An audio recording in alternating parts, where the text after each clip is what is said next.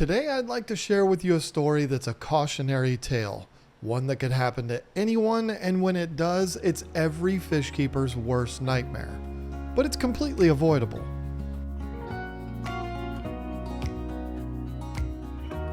The year was 2014. Lisa and I had our fish store open and we were humming along. We had a couple that would come into the store named Pat and Michelle. Fun fact, when we first started selling fish out of our garage before we had the store, Michelle was the very first customer that ever visited to buy fish. Needless to say, this was a very special couple of customers.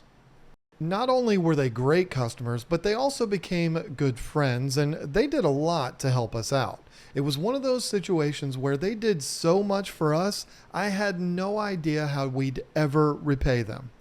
But then Pat came to me with an idea that was perfect.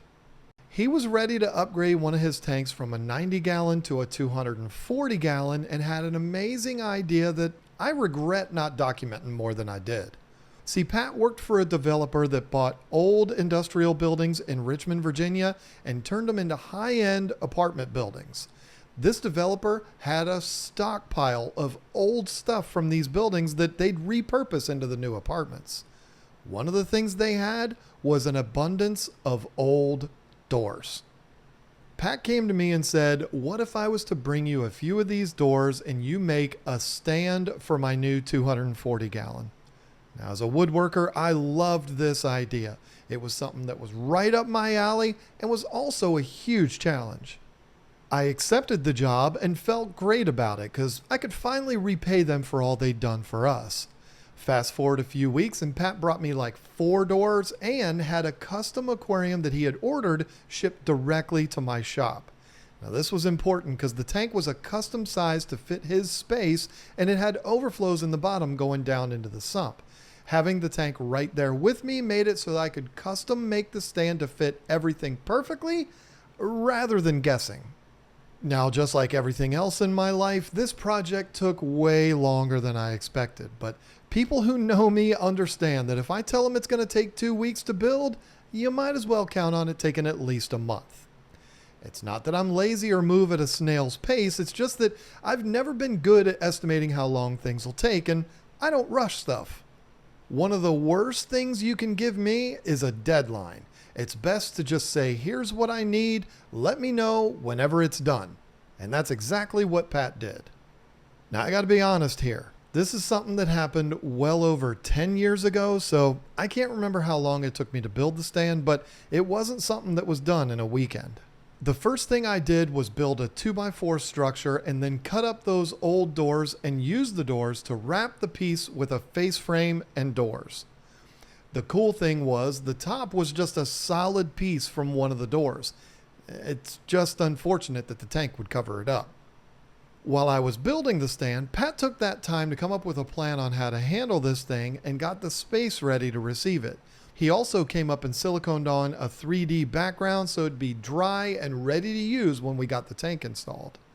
Pat is a perfectionist, and he had a very specific plan of how we were going to get this down to his house whenever it was done. When that day finally came, which I believe was on a Saturday, he let me know.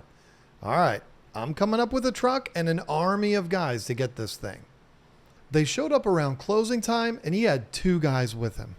Now at first I was like, wait, this is what you call an army? But then I thought about it a little more and I realized we have a loading dock, so it's easy to slide the stand over and push it into the bed of the truck, and the same goes for the tank. Yeah, it was a 240-gallon that probably weighed 300 pounds, but still, we just needed to slide it into the truck. It seemed completely reasonable to just do it with what was 4 guys, me, Pat, and the 2 guys with him.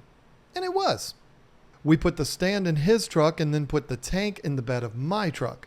Pat ordered pizza for delivery, so it was there when we got down to his house, and away we went. So far, everything was going really smooth, just like he planned. Before we pulled away from the shop, I told Pat, with my back situation being the way it is, I'm not really going to be able to help carry this in the house. And he said, that's not a problem. I got plenty of people on the other end to get this thing in the house. You don't have to worry about anything. When we showed up to his house, he was right. I think he had like 2 or 3 more people there, which was a huge relief to me because I was afraid I was going to get sucked into carrying this thing. And with my bad back, it just makes me really nervous. If there's any advice I could give to anyone out there, take care of your back because once it's gone, there's nothing you can do about it. And it sucks.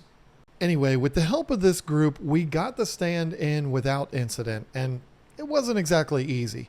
The stand probably weighed about the same as the aquarium. I had built this thing basically like a tank, and it's not because it needed to be that way. It's just how it worked out with all the old wood from the doors and the frame. Needless to say, it was a huge relief to get that thing in the house and in place. Now came the moment of truth. Getting that enormous glass box in the house. This is what it's all about. It's go time. And Pat took this very seriously because he paid like $4,000 for this tank. He didn't want anything to go wrong. He grabbed everyone and said, okay, listen, I know this seems really simple, but I still want to go through my plan to get this in the house so we're all on the same page. Here's how this laid out. Pat and Michelle's house had a garage that was accessed from the back of the house. To get into the house, you have to go up 3 or 4 stairs and through a door which led directly into the kitchen. This was the only stairs or doorways we had to contend with, and if you've ever moved a large aquarium, you know that steps and doors are the biggest challenge. With steps, the issue is whoever's at the bottom is basically carrying all of the weight, and with a big tank like this, it's a lot of weight. One of the guys that was there to help said, that's not a problem. I'll take the back. And he was like 6'5" and 300 pounds. So I was like, yeah, that seems right. Doorways are another issue entirely, especially when we're talking about a standard entry door that's only 30 inches wide. That 30 inches only left 3 inches on either side of the tank, and it's going through, which meant it can't just be carried through like pallbearers. To get it through the door, you've basically got a guy on each end until you get it through. Then the rest of the pallbearers can grab on. This is the scariest part of any aquarium move. Again, these guys were like, no problem. These were big, burly construction guys that looked at this as a simple task that was no big deal. They said, come on, let's just get this over with. Pat went over the plan once again and then said, all right, let's do it. The first guy grabbed the end that was hanging off the bed of the truck, and then the other guys grabbed the sides as it was sliding off, and then that big guy got the other end all by himself, and it was in the clear. I distinctly remember him saying, this is nothing. Once they had the tank in their hands and were walking it in, I ran into the kitchen to be ready to help them guide it onto the stand, and so I wasn't right there when this incident happened, but believe me, I heard it. I heard what sounded like a car crash in that garage. Here's what happened. There were 5 to 6 guys carrying this tank, and they really didn't have to go far before it was said out loud, okay, we got it. Just get out of the way. This was the signal to the guys on the sides to clear out so that just the 2 guys could get it up the small staircase and through the door. So once those side guys let go, the lead guy had all that extra weight on his own, which wasn't a huge problem because he was a strong guy. But with all that weight, he wasn't just able to walk backwards normally.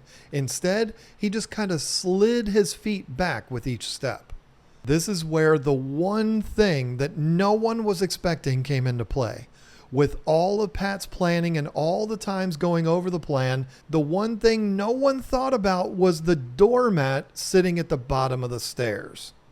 With the lead guy not picking his feet up because of the weight, he slid his foot right into the edge of that doormat, stumbled, and everything came crashing down. I saw this from the kitchen and immediately went into emergency mode.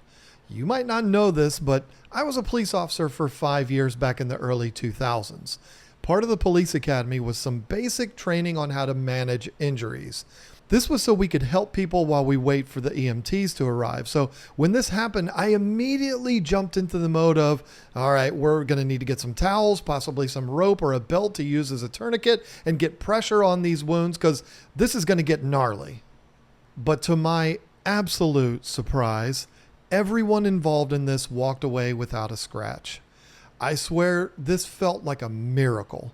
How can you possibly be carrying a glass box that weighs 300 pounds, stumble and fall, causing that tank to go down with you and shatter into a million pieces, and you walk away unscathed?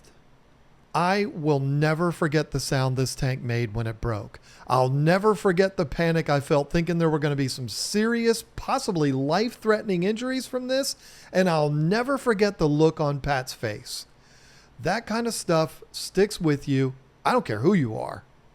The point of all this is to say moving aquariums is a dangerous ordeal. And I don't care if it's a 240 gallon or a 20 gallon. We're dealing with glass here. And one little overlooked detail like not moving a doormat can lead to serious injuries. And yeah, a loss of a lot of money too. When it comes time for you to move your aquariums, make a plan, go over that plan multiple times, and always get way more people involved than you think you'll need.